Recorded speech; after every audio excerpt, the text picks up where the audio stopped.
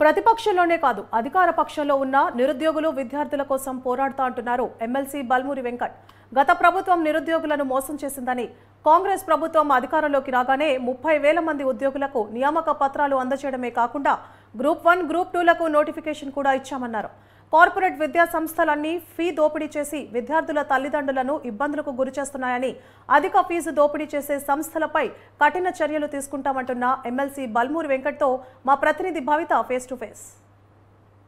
ప్రస్తుతం మనతో పాటు ఉన్నారు ఎమ్మెల్సీ బల్మూరి వెంకట్. సార్ చెప్పండి, ముఖ్యంగా స్కూల్స్ కూడా ప్రారంభమైనాయి. మీరు గతంలో ఏదో విద్యార్థులతో నిరుద్యోగుల తరఫున పోరాడారు, ఇటు స్కూల్స్ తరఫున కూడా చాలా ఫైట్ చేసిన సందర్భం కనబడుతుంది. ప్రతిపక్షంలో ఉన్నప్పుడు అధికారంలోకి రాగానే వాళ్ళందరినీ మర్చిపోయారా? ఎవరిని మర్చిపోలేదు. సంబంధించిన స్కూల్ యాజమాన్యాలపైన ఎవరిపైన కంప్లైంట్స్ వచ్చినా సంబంధించి డైరెక్టర్ ఆఫ్ స్కూల్ ఎడ్యుకేషన్ గారితో సంబంధించిన డిఓలతో కూడా మాట్లాడడం జరిగింది.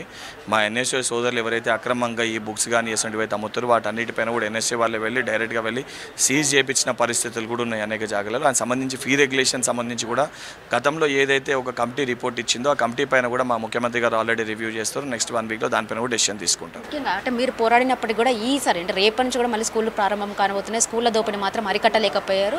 తల్లిదండ్రులు మాత్రము ఫీజు దోపిడీతోని పీడిస్తున్నారు. ఎక్కడ కూడా అది ఫుల్ఫిల్గా ఇంప్లిమెంట్ అయిన విషయం అయితే ఎక్కడ కనపడట్లేదు. మీకు సంబంధించి మీకు ఏమన్నా ఉన్నాయి, ఆధారాలు ఉన్నాయి వీళ్ళ దగ్గర మేము క్లోజ్ చేస్తామని? వీటన్నిటిపైన సంబంధించి ఎన్ఎస్యూ ఆధ్వర్యంలో నెక్స్ట్ 1 వీక్ లోపల ఈ సంబంధించిన స్కూల్ ఎడ్యుకేషన్ ఏదైతే కాలేజెస్ కానీ వీటన్నిటిపైన ఒక హెల్ప్ లైన్ నెంబర్ని కూడా రిలీజ్ చేస్తాం.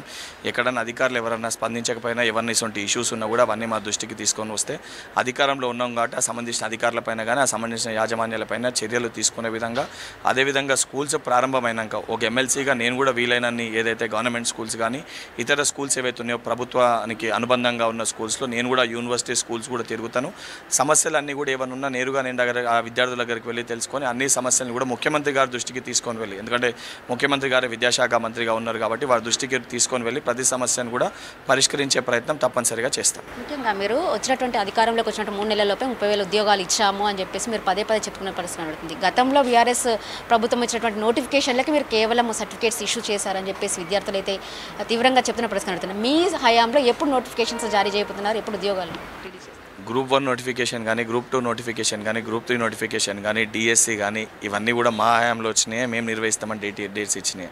అండ్ గత ప్రభుత్వం 30,000 ఉద్యోగాలు ఇచ్చే ప్రయత్నం చేయలేదు. ఒక చేతిలో ఒక పళ్ళెంలో అన్నం పెడితే ఇంకో చేతితోటి పళ్ళాన్ని గుంజేసుకునే ప్రయత్నం బీఆర్ఎస్ పార్టీ చేసింది. వాళ్ళకు ఉద్యోగాలు ఇవ్వాలనే ఉద్దేశం ఏ రోజు కూడా లేకుండే కాబట్టి కోర్టు కేసు చిక్కుముళ్ళని తీయకుండా ఉద్దేశపూర్వకంగా ఆపిరు. అవన్నింటినీ తీసి ఉద్యోగ నోటిఫికేషన్ ఇస్తే ఉద్యోగం ఇచ్చినట్టు కాదు. ఒక నిరుద్యోగి ఉద్యోగిగా మారిన రోజే ఆయనకు ఉద్యోగం వచ్చినట్టు. ఆ నిరుద్యోగులకు అందరు కూడా ఏదైతే నమ్మకాన్ని వాళ్ళు కోల్పోయినారో ఆ నమ్మకాన్ని మళ్ళీ కల్పించేలాగా ఆ సంబంధించి ఉద్యోగ పత్రాల్ని మా ముఖ్యమంత్రి గారు 30,000 మందికి ఇచ్చి ఉద్యోగాల్ని కాంగ్రెస్ ప్రభుత్వం వచ్చిన 6 నెలలుగా నింపడం జరిగింది. ఇప్పుడు వచ్చేటువంటి క్యాబినెట్ ఇస్తున్నారు, మీకు మంత్రి పదవి ఏమైనా దక్కబోతుంది?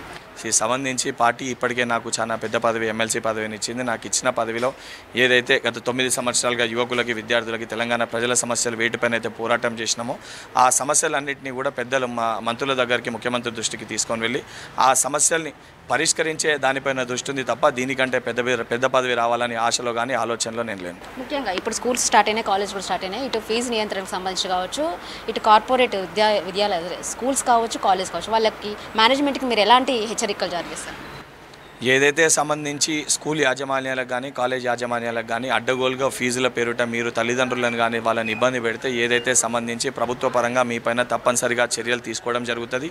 ఇప్పటికన్నా ఏదైతే మీ దోపిడీని మీరు ఆపి మానవత్వంతో ఏదైతే ప్రజలకి మెరుగైన ఏదైతే సాధ్యానికి సంబంధించి వ్యాపారం లెక్క కాకుండా విద్యని బోధించే విధంగా వాళ్ళు ఏదైతే సంబంధించి చర్యలు తీసుకోవాలని చెప్తున్నామో తీసుకొని పక్షాన సంబంధించి మా ఎన్ఎస్ఓ సభ్యులు కానీ అదేవిధంగా ఏదైతే విద్యార్థులకు వాళ్ళ తల్లిదండ్రులతో మా ఎన్ఎస్ఓ సభ్యులు తప్పనిసరిగా ఈ కాలేజ్ స్కూల్ స్టార్ట్ అయినాక విజిట్ చేస్తారు. నేను కూడా వీలైనంత స్థాయిలో ప్రతి చోటకి నేను కూడా విజిట్ చేసి ఎక్కడైతే ఈ తప్పులు జరుగుతున్నాయో తప్పనిసరిగా ఇవన్నీ కూడా ప్రభుత్వ దృష్టికి సంబంధించిన అక్కడ ఉన్న అధికారుల దృష్టికి తీసుకొని వెళ్ళి మీ పైన కఠినమైన చర్యలు తీసుకోవడం జరుగుతుంది. ఇది ముఖ్యంగా గతంలో కావచ్చు, ఇప్పుడు కావచ్చు, ఖచ్చితంగా మేము విద్యార్థుల తరపున కావచ్చు, స్టూడెంట్స్ తరపున కావచ్చు, ఖచ్చితంగా పోరాడతాం. ఇప్పటికి కూడా పోరాడుతూనే ఉంటాము. ఇప్పటికే ఇచ్చినటువంటి నోటిఫికేషన్స్ అన్ని కూడా మా హయాంలోనే ఇచ్చామని చెప్పేసి వాళ్ళు చెప్తున్న పరిస్థితి కనబడుతుంది. ముఖ్యంగా ఏదైతే కార్పొరేట్ స్కూల్స్ కావచ్చు, కాలేజెస్ కావచ్చు, ఖచ్చితంగా ఫీజుల దోపిడీ నియంత్రించాలి, లేదంటే ఖచ్చితంగా ఆ యాజమాన్యాలపైన కఠిన చర్యలు తీసుకుంటామని చెప్పేసి చెప్తున్న పరిస్థితి కనబడుతుంది. కెమెరా పర్సన్ శ్రీకాంత్, భవిత న్యూస్ 360 హైదరాబాద్.